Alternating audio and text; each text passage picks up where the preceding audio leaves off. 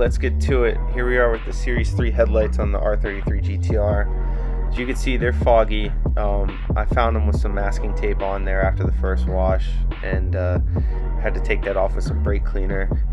This one here, the right hand side, was actually in fairly decent condition. Moving over to the left, I could see some more masking tape residue up there in the top right, but then I also saw this kind of white speckles on the inside surface, and that was very alarming. I wasn't really sure how that got there, because these are supposed to be sealed units, so I was kind of freaking out. Yeah, a lot of masking tape left over. I guess this thing was probably taken out of a paint shop prematurely, which was annoying. This is how they sat on the car. As you can see, it's still pretty dirty. This is after the wash, so they're foggy. The sun was shining on them, so it makes them look better. This one was clearly shit, so gotta take them off. Time to do some work. When I pulled off the left hand side, I was like, yeah, it looks fairly decent, but you know, these things are rough. First look over, just really dirty, tons of cobwebs, residue, just wear and tear. You know, the car hadn't been maintained very well. As I was watching F1, I was trying to fix them up. The first step to the whole process was literally just taking a vacuum with a felt tip brush on it and wiping up all the dirt and excess residue, because I didn't want to get in there with a degreaser and start spraying on things. I wanted to, you know, do a dry clean first before I started disassembling it and actually really cleaning it with degreaser. This one, you know, is complete. It's in fairly good condition. There's still, you know, a lot of stuff hanging on it, but I wanted to really just see how rough it was before I started ripping it apart. Looks okay, but then you can kind of see in the foreground something a little alarming. The other headlight, the right hand side headlight, you can see it's missing a cap, which I'm going to point to in a sec. This cap, for some reason, was not on the headlight when it was in the car. You can't just like take the cap off in the car either. It was really alarming, but immediately I realized why there was that residue on the inside of the damn headlight. It's because the stupid cap was missing. And that's going to be a freaking problem, because now I have to open up the damn headlight. And I was crying internally. I don't want to open up the headlight. I ordered the damn cap from the Nissan dealership. It was literally $15, and I wanted to cry because all it took was getting that damn cap, and I wouldn't have to split open this headlight and literally clean inside and out of it. Really pissed off at this point. But you know, so working on the left hand side, there's a bunch of fasteners you have to remove to take off the HID ballast, Phillips head screwdrivers, 10mm bolts, something that requires an adjustable wrench. I ended up shearing off this Phillips head screw, which holds a ground cable onto the HID ballast. I'm gonna have to retap that and drill it out again, which kind of sucks. But there's worse problems, I guess, and it's definitely fixable for sure. The first step of the whole process for me after removing those parts was to repaint the bottom surface. The reflective surface, the black surface, shines through the bottom of the headlight. So you spray a satin black paint on the bottom, and then on the inside of the headlight you see the black paint reflecting through it, since it's, you know, it's a clear plastic lens. So first go at it, I could see there's a lot of pitting I was painting over, and I realized I needed to do a sand on it and kind of start again, because it just didn't look very good.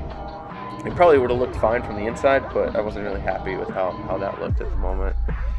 So did a bit of wet sand, took a lot of the high spots out. It still left the pitting, which in my eyes I just figured we'd fill in with a couple coats of paint to kind of get the surface up, because I'm not trying to fill it with filler or anything like that, because then it's going to be a different color from the black. So it's got to kind of stay there. It's just going to, it is what it is at that point.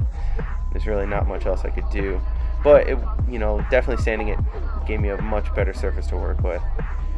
And then finally, as I went through and sprayed about 3 extra coats, it started coming out pretty well, and it ended up drying perfectly. It's definitely wet in this photo.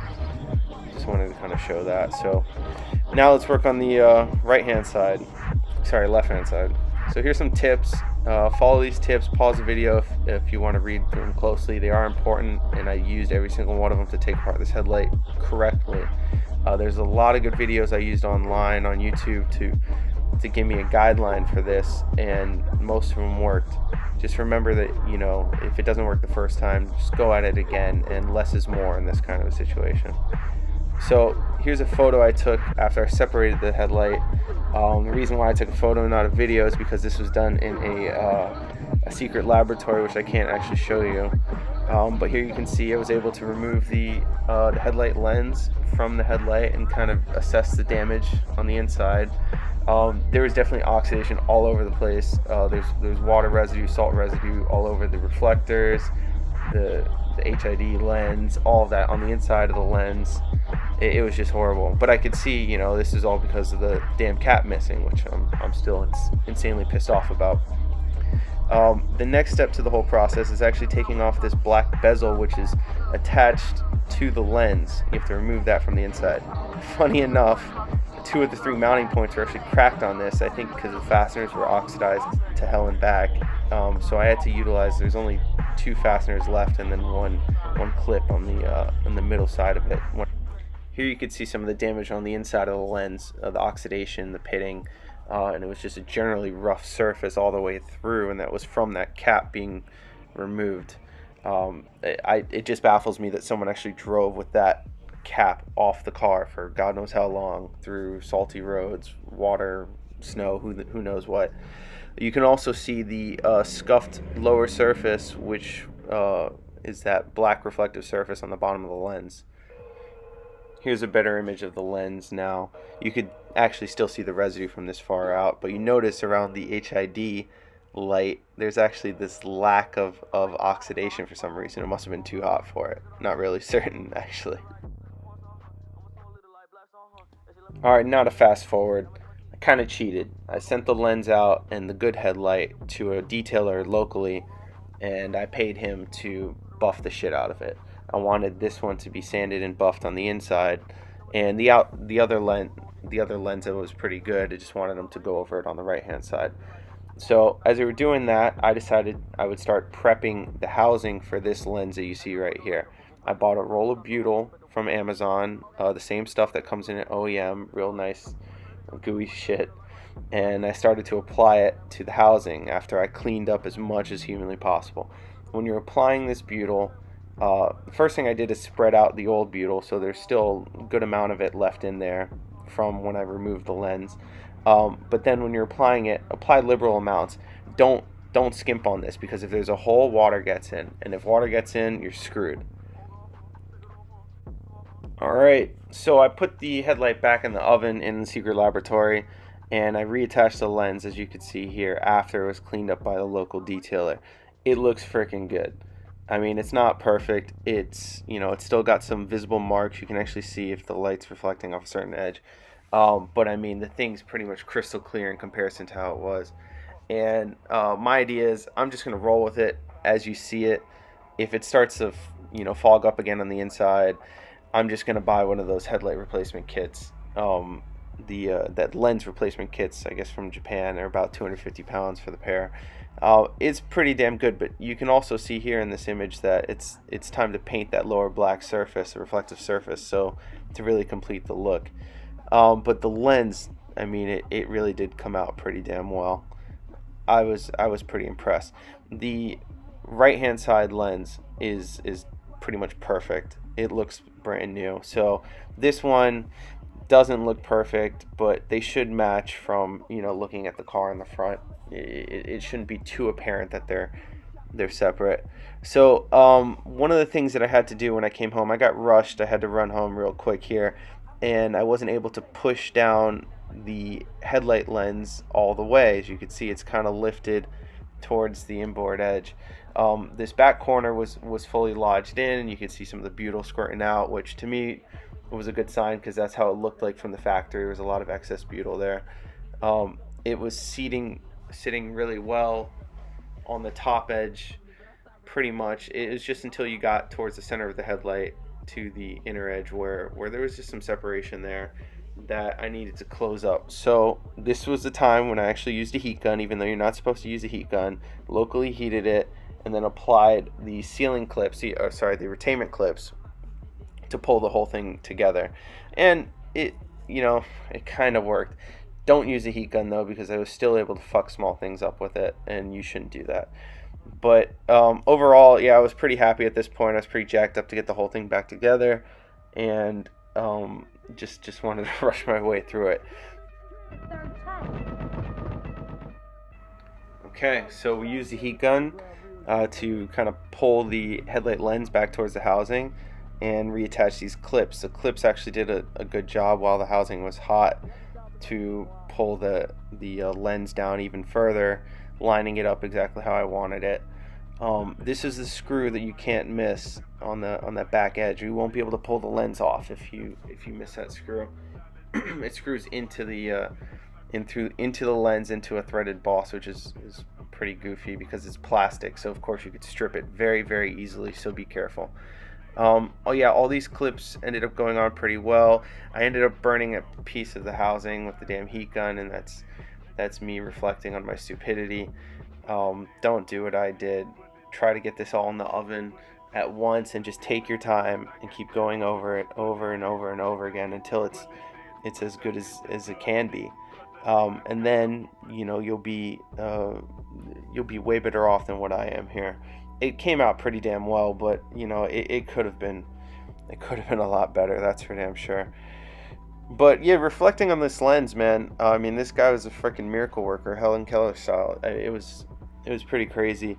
It's not perfect, but this will definitely do. It's so much better than I would say 90% of the R33s I see on the internet with foggy ass headlights. So this will be good. And considering how much these costs even used, I mean, the Xenon HIDs used in pairs are like 1,500 pounds, and new, I know they're like $1,500 each that I've seen. That one US seller had them, so they're expensive as shit. I was not about to just chuck them, and I wanted to go with it. So the bottom bracket, I ended up degreasing and respraying with a zinc etching primer in gray. I kind of like the look of the gray, and to be honest with you, I just wanted to keep it from rusting. So I'm going to go with that. I didn't really do much to the ballast. They're kind of rough. You can see the sheared off screw, the ground screw that I left in there. I'm going to pull that out with some mole grips and rethread it with, I think it's like an M3. It's freaking small. But yeah, we'll put that all together, and everything goes together pretty well with the Phillips head screws and M10 bolts, and it just, it all goes back. There was a weird dodgy kind of wiring job you can kind of see here that I'm not sure. I highly doubt it was factory, and I wonder if it was a retrofit just to put the Series 3 headlights on the Series 1. I suspect that is the case. But yeah, I'm not too bothered with it at the moment. I probably will put some electrical tape on it just so there's no exposed edges or anything like that. But yeah, the headlights, it's a good start, man. This is finally a project that's like almost finished that I was really happy about. And yeah, I hope you guys are quite interested to see what can be done, even if you do have oxidation on the inside of the lens, which it's not uncommon, but I don't think it's as common for such a stupid reason as this one was. So yeah, I was just trying to be really extra careful when I was working putting this back together, because any bit of the butyl residue getting on the nice lens would have killed me. Scuffing the lens on the countertop or on any countertop I was working on would have done me in as well. So just trying to be extra careful and not putting the lens down on anything. So I didn't want to have to go over these again or have someone go over them with a buffing wheel again. So but yeah, they came out halfway decent here. So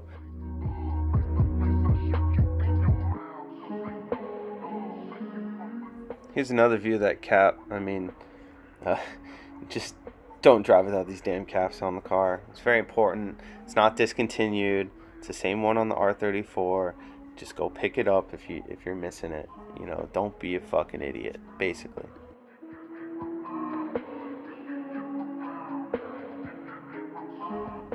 Just look how good these look. I mean, the left-hand one, even without painting the lower surface, is still just markedly better.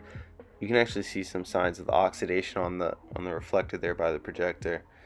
The right-hand side is pretty much pristine. It's really good. Definitely happy with it.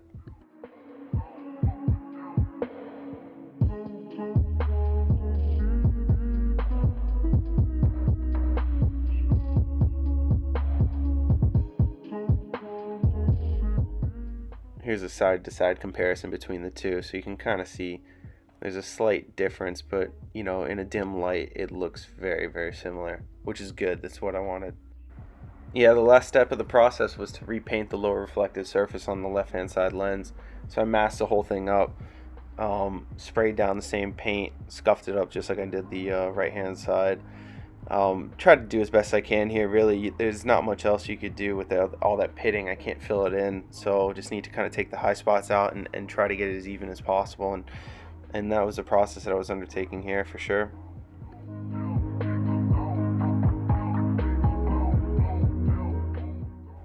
Yeah, so time to rip off the masking tape after respraying that surface.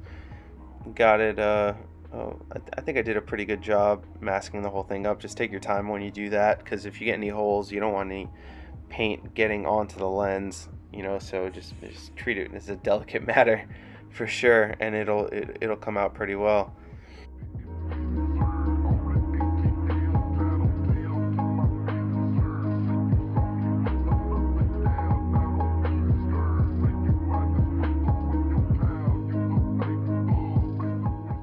And here you have it. Now you can really see the reflective black surface through the lens that we ended up taking apart. I think it looks really good. You can kind of see there's still some residue on the lower inner surface. The guy who was buffing it, he wasn't able to get that all polished out perfectly. But since it's over black, I'm hoping it's not that visible. To me, just because I'm a perfectionist, I could see it, but I don't think most people will notice it. Yeah, you know, in comparison to the other side, it's freaking good.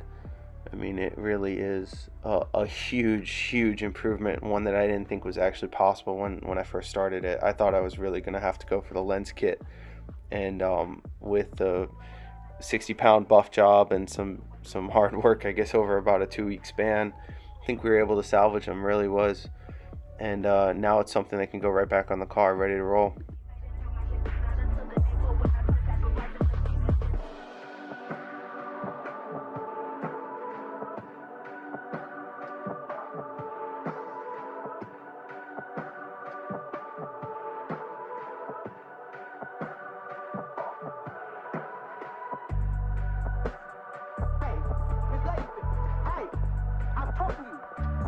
For this candy bar? $5. What? You better give me some sucky with that $5. So love me long time, sucker.